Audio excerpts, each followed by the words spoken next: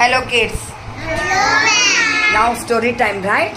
Yes, ma'am. Okay. Today's story name is Woodcutter. Okay? There is a one small village. Oh, who lives in that small village? That is a woodcutter. Okay? And he is very poor. ಹೌದಾ? ಒಂದು ಹಳ್ಳಿ ಇತ್ತು. ಯಾರಿದ್ರು ಆ ಹಳ್ಳಿಲಿ ಅಂದರೆ ಒಬ್ಬ ಕಟ್ಟಿಗೆ ಕಡಿಯೋ ಇದ್ದ. So what happened? He is very poor, right? He don't have money. Okay? And he don't able to buy all things. Okay? Because he is a poor. Right? ಅವನೇನಾಗಿದ್ದ ಬಡವಾಗಿದ್ದ, ಅವನಿಗೇನು ತೊಗೊಳಕ್ಕಾಗ್ತಿರ್ಲಿಲ್ಲ. Okay? How he earn the money? So what he is doing? And he went to the forest. Okay? Collect the all dry sticks. Okay? And come to village and he sells all the sticks. Okay? Okay? So ಏನು ಮಾಡ್ತಿದ್ದ, ಅವನು ಕಟ್ಟಿಗೆ ಎಲ್ಲ ತೊಗೊಂಬಂದು ಮಾರ್ತಿದ್ದ. ಮಾರಿ ಅದರಲ್ಲಿ ಬರುವಂಥ ದುಡ್ಡನ್ನ ಅದರಲ್ಲಿ ಆ ದುಡ್ಡಿನಲ್ಲಿ ಅವನ ಜೀವನ ಮಾಡ್ತಿದ್ದ. ಓಕೆಪಾ? ಸೊ ಒಂದಿನ ಏನಾಯಿತು, ಹೀಗೆ ಅವನು ಏನು ಮಾಡ್ದ, ಕಟ್ಟಿಗೆ ತರಕ್ಕೆ ಹೋಗಿದ್ದ. ಎಲ್ಲಿಗೆ ಹೋದ ಅವ್ನು ಕಟ್ಟಿಗೆ ತರಕ್ಕೆ?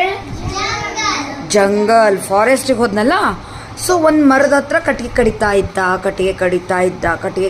ಇದ್ದ. What's happen? ಹೀಸ್ ಆಕ್ಸ್ ಅಂದರೆ ಕೊಡ್ಲಿ. Okay? Fell down in the well. ಎಲ್ಲಾಯ್ತದು? ಬಾವಿಯೊಳಗೆ ಬಿದ್ದೋಯ್ತು. ಕಟ್ಟಿಗೆ ಕಡಿಯೋನಿಗೆ ಕಟ್ಟಿಗೆ ಕಡಿಯೋಕೆ ಕೊಡ್ಲಿ ಇರಲಿಲ್ಲ ಅಂದರೆ ಅವ್ನು ಯಾವುದ್ರಲ್ಲಿ ಕಡಿತಾನೆ? ಕಡಿಯೋಕ್ಕಾಗುತ್ತೇನು ಕಟ್ಟಿಗೆನ? ನೋನಾ? So he is crying because ಅವನಿಗೇನಾಗ್ತಿತ್ತು, ಕಟ್ಟಿಗೆ ಕೊಡ್ಲಿ ಇರಲಿಲ್ಲ ಅಂದರೆ ಅವ್ನು ಕಟ್ಟಿಗೆ ಕಡಿಯೋಕ್ಕಾಗ್ತಿರ್ಲಿಲ್ಲ ಅಲ್ವಾ? ಆಮೇಲೆ ಏನು ಮಾಡ್ತಿದ್ದ ಅವನು? ಅವನಿಗೆ ದುಡ್ಡು ಸಿಕ್ತಿತ್ತಾ? ಕಟ್ಟಿಗೆ ಮಾರಲಿಲ್ಲ ಅಂದರೆ ದುಡ್ಡು ಸಿಗಲ್ಲ ಅಲ್ವಾ? ಹಾಂ, ಅವನಿಗೆ ಊಟ ಮಾಡೋಕ್ಕಾಗ್ತಿರ್ಲಿಲ್ಲ, ಅವನಿಗೇನು ತೊಗೊಳಕ್ಕಾಗ್ತಿರ್ಲಿಲ್ಲ. ಸೊ ಅವನು ಉಪವಾಸ ಇರಬೇಕಾಗ್ತಿತ್ತು ಅಲ್ವಾ? ಅವನ ಜೀವನ ನಡೀತಾ ಇರೋದೇ ಯಾವುದರಿಂದ? ಆ ಕೊಡ್ಲಿಯಿಂದ ಅಲ್ವಾ? ಅವನೇನು ಮಾಡ್ತಾ ಇದ್ದ ಅಂದರೆ, ಸೊ ದಿನ ಕೊಡ್ಲಿ ತೊಗೊಂಡೋಗಿ ಕಟ್ಟಿಗೆ ಕಡಿದು ಬಂದು ಮಾರ್ತಿದ್ದ ಅಲ್ವಾ? ಸೊ ಅದೇನಾಯ್ತು, ಅದೇ ಕೊಡ್ಲಿ ಏನಾಗ್ಬಿಡ್ತು, ಬಾವಿಯೊಳಗೆ ಬಿದ್ದುಬಿಡ್ತು.